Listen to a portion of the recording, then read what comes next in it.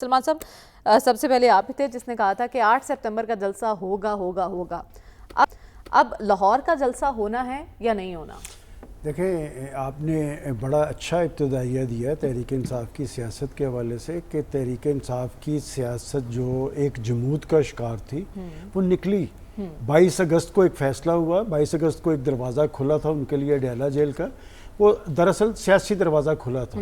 اور میں جو یہ کہہ رہا تھا کہ 8 ستمبر کا جلسہ ہوگا اس لیے کہہ رہا تھا کہ وہ چیزیں نظر آ رہی تھیں کہ آخر کس نے ان کو اجازت دی اور کس نے یقین دہانی کروائی کہ 8 ستمبر کا آپ کا جلسہ بھی ہوگا، لیکن وہ کہہ رہے ہیں ہمارے ساتھ اور آپ کا دھوکہ ہوا ہے۔ موقع۔ دیکھیں، میرے خیال میں ان کی مشکلات اس لیے بڑھ گئی ہیں کہ حکومت اور پی ٹی آئی کے درمیان تو ڈیڈ لاک تھا۔ اب بانی پی ٹی آئی نے کہا کہ اسٹیبلشمنٹ سے بھی بات نہیں ہوگی، مطلب حکومت اور اسٹیبلشمنٹ دونوں سے پہلے تو انہیں یہ تحقیق کرنی چاہیے کہ 8 ستمبر کے جلسے پہ کون اثر انداز ہوا، کیسے ہوا۔ یہ ایک بڑی ایکٹیویٹی کرنے کا موقع ملا، اس میں قطع نظر اس بات کے کہ حکومت نے بہت ساری رکاوٹیں پیدا کی، لیکن سلمان صاحب ایک بڑی حیران کن ہم نے چیز دیکھی ہے۔ آپ نے جب کہا کہ اڈیالہ کے دروازے کھلے تھے تو وہ علی امین گنڈا پور صاحب تھے جن کے ذریعے سے رابطے بحال ہوئے۔ علی امین گنڈا پور صاحب نے ہی اتنی سخت تقاریر کر دی، اس کی کیا وجہ؟ دیکھیں، اگر میرے سے آپ پوچھ رہے ہیں کہ علی امین گنڈا پور صاحب نے بڑی سخت تقریر کی اور جن کے بارے میں تقریر کی اب بھی علی امین گنڈا پور صاحب کے ان سے رابطے ہیں۔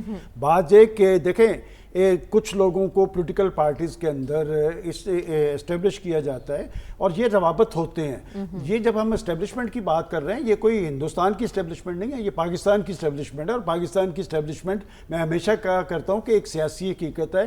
انہوں نے ریاست کے مفادات بھی دیکھنے تھے اور بہت سارے عوامل میں ان کا ایک کردار ہے۔ آپ کا بنیادی سوال یہ ہے کہ جی اسلام آباد کے جلسے کے بعد لاہور کا جلسہ، دیکھیں بات یہ کہ میں نے آپ کو لاسٹ ٹائم بھی یہ کہا تھا کہ مجھے لاہور کے جلسے کے امکانات نظر نہیں آ رہے۔ وجہ اس کی بڑی یہ ہے کہ جب اسلام آباد میں جلسہ ہو رہا تھا تو پیچھے ایک گورنمنٹ تھی، پختونخوا کی حکومت تھی، تیاریاں تھیں، وسائل تھے، اور ایک جمود ٹوٹا تھا۔ اس بات پہ لوگوں کو یقین تھا کہ اس جلسے کی اجازت ملی ہے اور وہاں پر کوئی ہنگامی اور غیر معمولی صورتحال طاری نہیں ہوگی۔ لوگ تیاری کی، لوگ گھروں سے نکلے۔ اب جس کیفیت میں لاہور کا جلسہ انہوں نے اناؤنس کیا ہے، آپ ابھی تک دیکھ لیں، میں پورا لاہور جانتا ہوں، پی ٹی آئی کے ذمہ داران سے واقف ہوں۔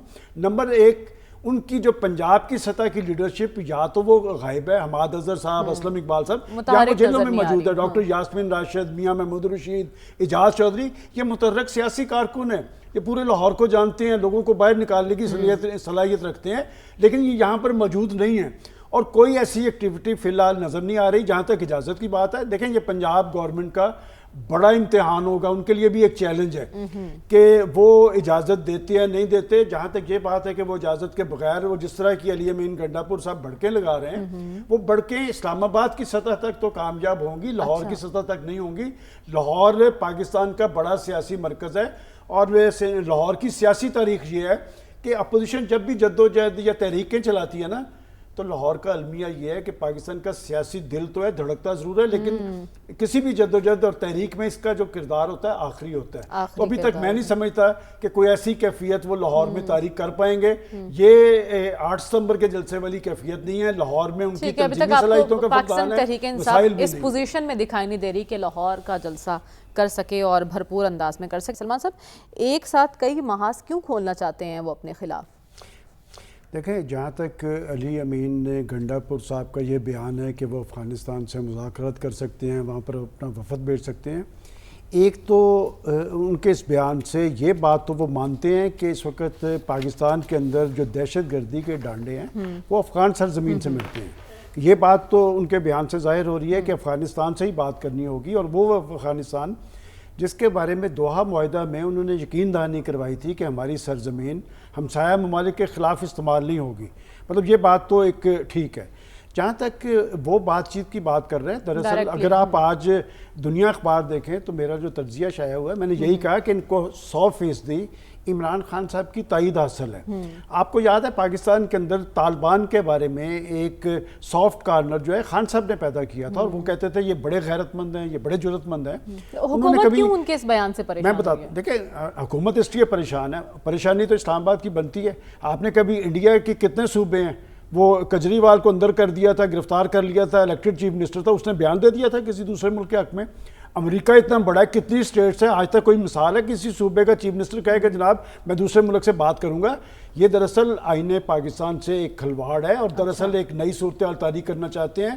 وہ اپنے سیاسی مقاصد کی تکمیل کے لیے جو بھی ممکن آپشن ہے وہ برے کار لا رہے ہیں. کیا انہوں نے ریاست کو، ریاستی اداروں کو ٹارگٹ نہیں کیا؟ سب سے اہم بات، کیا انہوں نے پاکستان کی صحافت اور صحافیوں کے بارے میں جو الفاظ استعمال کیے ہیں، خواتین کے بارے میں جو کچھ کہا ہے؟ اور چلیں شکر ہے اس بات پہ کہ پہلے تو ایک خان صاحب ان کے اس بیان کی بھی تائید کر رہے تھے اور وہ بھول گئے کہ ان کی سیاست کو پاکستان میں اور بہت سارے عوامل تھے، پاکستان کی صحافت نے انہیں ٹیک آف کروانے میں بنیادی کردار ادا کیا. 3-4 دن کے بعد ان کا بیان آیا کہ ہاں یہ انہوں نے غلط کہا ہے. آج انہوں نے کہہ دیا کہ اس میں بھی ان کو تائید حاصل ہے. میں نے تو ان کے منہ سے کبھی نہیں سنا کہ پنجابی بڑے دلیر ہیں، سندھی بڑے محب وطن ہیں، بلوچیوں کا ایک اپنا رول ہے. وہ یہ کہتے تھے کہ جی طالبان بڑے غیرت مند ہیں. اور بات یہ کہ طالبان جہاں سے وہ مدد حاصل کرنا چاہ رہے ہیں، جن سے مذاکرات کرنا چاہ رہے ہیں، وہاں لاکھوں افغان جو ہیں وہ شہید ہوئے ہیں. ان کی سرزمین کس چیز کا شاخسانہ ہے اور کیا صورتحال ہے؟ اور بات یہ کہ ہمیشہ اسٹیٹ کے معاملات اسٹیٹس کے تحت ہوتے ہیں. باقی آج ان کے کسی لیڈر نے کہا کہ مریم نواز صاحبہ سے مختلف ممالک کے لوگ آ کے ملتے ہیں، تو آج ہی علی امین گنڈا پور صاحب سے پشاور میں افغان کونسل جنرل نے ملاقات کی ہے.